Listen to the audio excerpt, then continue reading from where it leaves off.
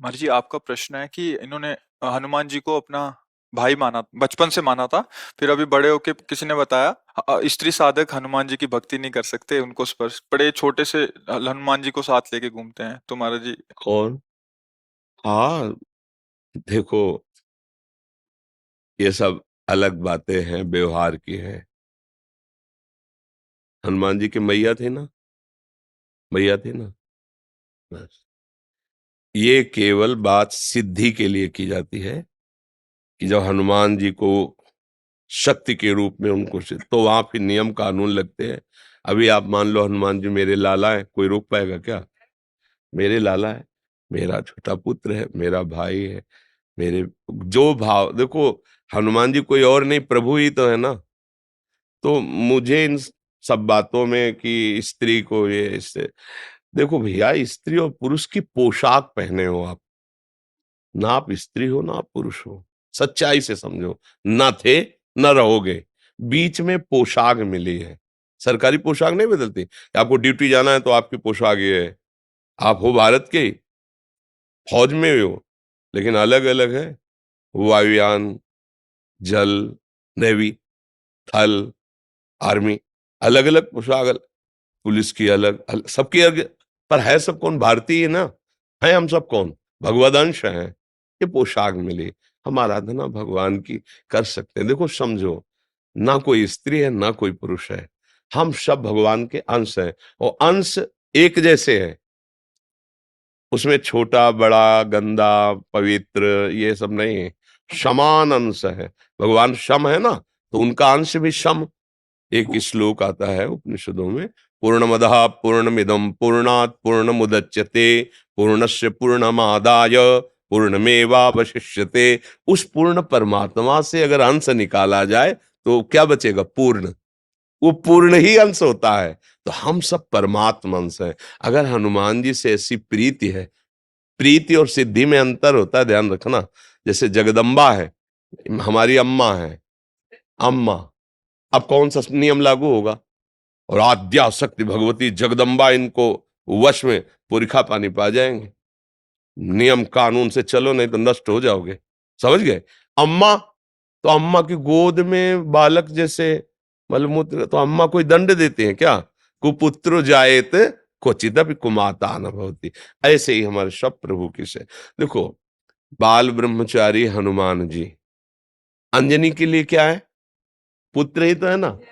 अंजनी के पास जब जाएंगे तो अंजनी क्या करेंगे? लाला, दुलार करेंगे ना।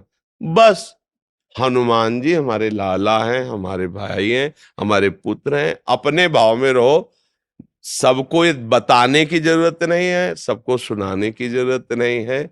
महान भक्त हैं हमारे सामने। हनुमान जी जैसा कोई भक्त नहीं, भगवान का सेवक नहीं। और उनको हम इस भाव से भज रहे हैं, भला कहीं अमंगल हो सकता है? नहीं। नियम कानून लगते हैं पदवी पर।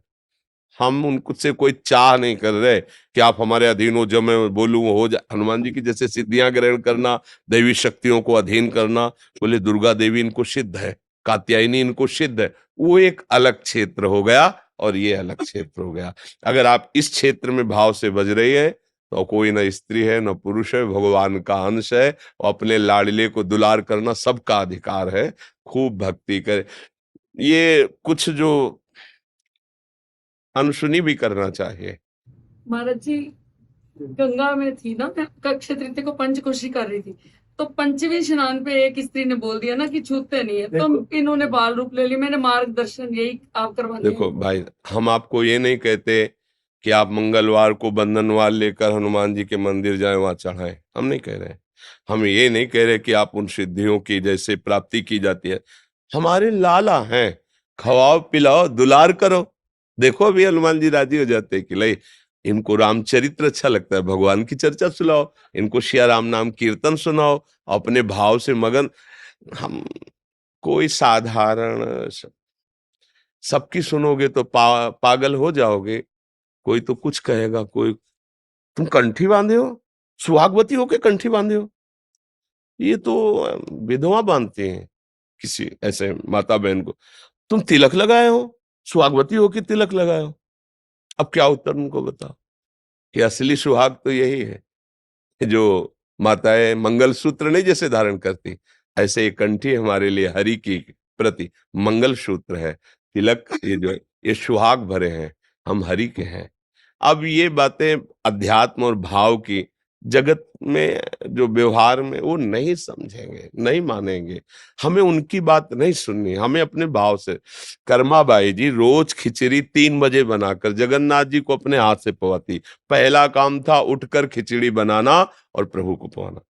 एक दिन सुबह स्नान करने जा रही थी, सूर्योदय हो गया था, तो एक संत भगवान मिले, तो उनका कर्माबाई सूर्योदय हो गया, तुम भगत हो, अब स्नान करने जा रहे हो, जल्दी जगा करो। तो उनका जग तो बहुत जल्दी गई थी, पर वो खिचड़ी बनाई, ठाकुर जी को भोग बनाया और पवाया, फिर स्नान कर। अरे कितना बड़ा अपराध कर रहे हो तुम, ठाकुर जी को बिना स्नान किए भोग बना, ये तो घोर अपराध है। अच्छा महाराज, पहले स्नान फिर तिलक फिर ऐसा जो नियम है। खिचड़ी बनाई, लगभग सुबह होने जा, बुलाया, ठाकुर जी आए, एक कौल पाया, उधर पर्दा हटने वाला था, अंतर्ध्यान होके वहां पहुंच गए, खिचड़ी लगी थी मुख में। तो उनका जय जय, अभी तो पर्दा खुला है, भोग तो पधरा नहीं आपके मुख में। तो उनका एक महात्मा ने ना, बड़ा नियम कानून वाला है, समझा दिया हमारी कर्माबाई को।